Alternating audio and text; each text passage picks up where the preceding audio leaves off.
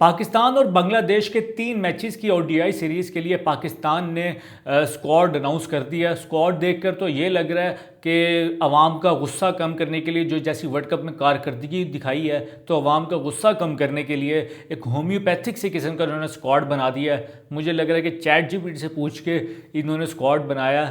आकिब जावेद ने कैसा घटिया स्क्वाड बनाया। तो खैर इस स्क्वाड पे तो बाद में एनालिसिस करेंगे, पहले मैं आपको बता दूं कि स्क्वाड में इन्होंने किस किस को शामिल किया है। कैप्टन हमारे वही हैं शाहीन शाह अफरीदी। बांग्लादेशी कंडीशंस होंगी, कैप्टन हमारा फास्ट बॉलर है, तो देखना होगा कि क्या ये 10 ओवर भी करा पाएंगे या नहीं। शाहीन शाह अफरीदी कैप्टन। अब्दुल समद को इन्होंने डाला हुआ टीम में, जिन्होंने अभी तक इतना कोई प्रूव नहीं किया कि ये एक अच्छे हमें पावर हिटर के तौर पर बैट्समैन हैं भी कि नहीं, अभी इन्हें प्रूव भी करना है।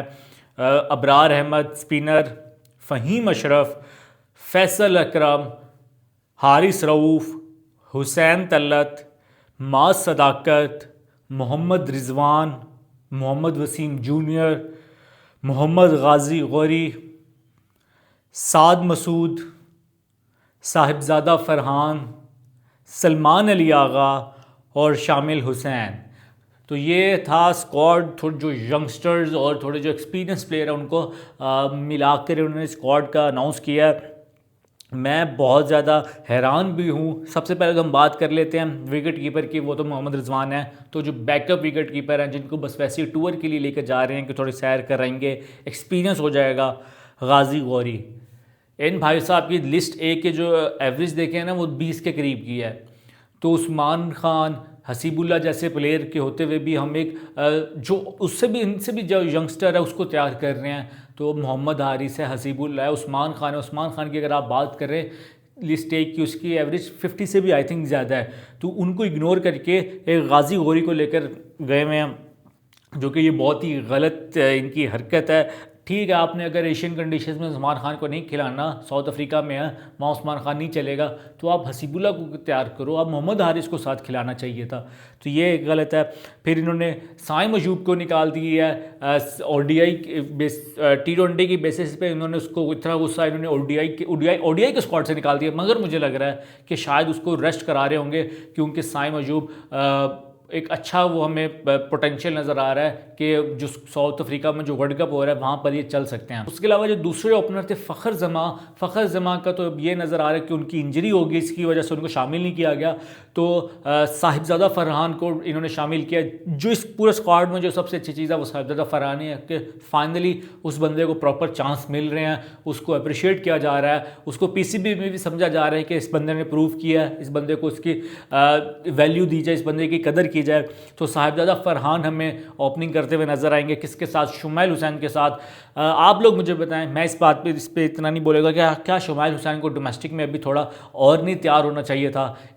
ऑल तो वो डोमेस्टिक में कप्तानी कर रहे हैं, अच्छे प्लेयर हैं। देखना पड़ेगा इस सीरीज़ से अंदाज़ा होगा कि क्या ये अभी इंटरनेशनल मटेरियल भी हैं, इंटरनेशनल जो चांस मिलेगा वहाँ पर ही खेलने को भी तैयार हैं कि नहीं। उसके अलावा माज सदाकत हमें वन डाउन में देखने को मिल सकते हैं। माज सदाकत जिन्होंने इंडिया को बड़ा धोया था, बहुत ज़्यादा लोग इनका इंतज़ार कर रहे थे कि साइम अयूब की रिप्लेसमेंट है, ये माज सदाकत को आना चाहिए। तो इन्होंने एक बैट्समैन जो उनको सारे अच्छे यंगस्टर्स डाल दिए हैं, और जो बॉलर्स हमें वही अपने पुराने मिले हुए हैं, जिस तरह हारिस रऊफ़ है, शाहीन शाह है, फ़हीम अशरफ है।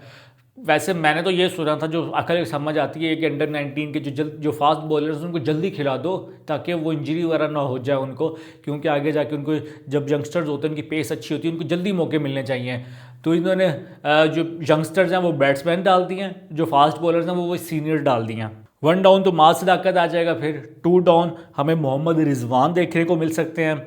उसके बाद मुझे लग रहा है सलमान अली आगा, हुसैन तलत आएंगे, वसीम जूनियर को खिलाना चाहिए। साद मसूद एक अच्छा पोटेंशियल नज़र आ रहा है। T20 के हवाले से तो है, बैटिंग बड़ी अच्छी करता है, बैटिंग ऑलराउंडर है, मगर as a leg spin bowling करता है। देखना पड़ेगा कि क्या इसकी शदाब वाली हरकतें ना कर दे। शदाब ने इतना गुस्सा दिलाया है, तो अब मुझे साद मसूद को भी देखकर घबराहट हो रही है। मगर साद मसूद मुझे बहुत अच्छा लगा था, इसका डोमेस्टिक में मैंने एक सीज़न देखा था, कमाल की इसने बल्लेबाजी की थी, एंड में आकर इसने बड़े मैचेस जितवाए थे अपनी टीम को, अच्छी शॉट्स मारता था। साद मसूद है। उसके अलावा फैसल अकरम के लिए लिए हम बहुत खुश हैं, फैसल अकरम को चांस मिल रहा है, ओडीआई का बहुत अच्छा बॉलर है। अब लोग कह रहे हैं कि यहाँ पर उस्मान तारिक होना चाहिए था, सुफियान मुकीम को होना चाहिए था। अब फैसल और सुफियान में से एक ही खेल सकता है, और मुझे लगता है कि फैसल के पास ज़्यादा वैराइटियाँ हैं, वेरिएशन उसकी ज़्यादा अच्छे, 3-4 गेंदे कर सकता है। जो सिंपल उसकी लेग स्पिन है, फिर गुगली है, फ्लिपर है, स्ट्रेट वन भी करता है। मगर इसका ये है कि तो अभी थोड़ा इसके अंदर जान नहीं है, थोड़ी पेस के साथ नहीं करा सकता, स्पिनर में इतनी पेस चलती भी नहीं है।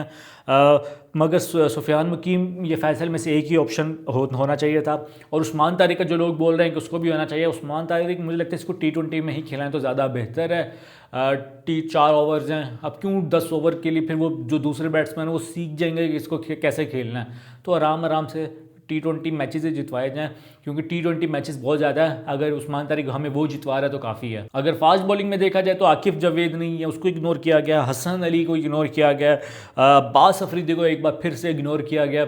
हारिस रऊफ का मुझे ये लग रहा है कि स्पिन कंडीशंस होगी, पता नहीं चलेगा या नहीं चलेगा, मगर थोड़ी पेस के साथ अगर करा दे तो बैट्समैन को तंग कर सकता है। तो खैर जैसा भी स्क्वाड होता, अवाम ने तो कीड़े निकालने थे। इसमें एक अच्छी चीज़ ये है कि यंगस्टर्स को डाला हुआ है। अब बात ये कि कितनी देर तक ये यंगस्टर्स रहेंगे। अगर इन्होंने अच्छा खेल लिया तो क्या आप इनको दोबारा निकाल देंगे, अपने सीनियर प्लेयर्स को ले आएंगे। अब अब्दुल्ला शफीक भी नहीं है, फ़खर जमान जब ठीक होगा वो वापस आ जाएगा क्या, साइम अयूब को आपने अगर रेस्ट कराए, बाबर आजम का लोग कह रहे हैं, मैं तो कह रहा हूँ कि ठीक है, बाबर को भी निकाल दिया ओडीआई से, बहुत अच्छा है। इसकी जो लास्ट मैंने साउथ अफ्रीका के खिलाफ जो इसने ओडीआई खेली थी सीरीज़ गालिबन, उसमें भी इसने सही सेंसिटी बना दी थी, मगर वो जिस तरह एक प्रॉपर टाइम करके जो एक बैट्समैन शॉट खेल रहा होता है वैसे वो नहीं कर रहा था।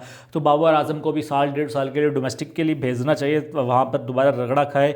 बाकी वसीम जूनियर के लिए अच्छी खबर है कि वसीम जूनियर वापस आए हैं, और मैं चाहूँगा कि वसीम जूनियर को चांस दिया जाए रादर दैन फ़हीम अशरफ इन 3 मैचेस के लिए। बाकी आप लोग अपनी राय का इजहार दें कि कमेंट्स में कि आप लोगों को ये स्क्वाड कैसा लगा। यहाँ तक आपने वीडियो देख लिया तो क्या करना है पता ही होगा आपको, चैनल अरबाज़ क्लब को सब्सक्राइब करना है। इजाज़त दीजिए अपने मेज़बान को, मुलाकात होती है इंशाल्लाह अगली वीडियो में।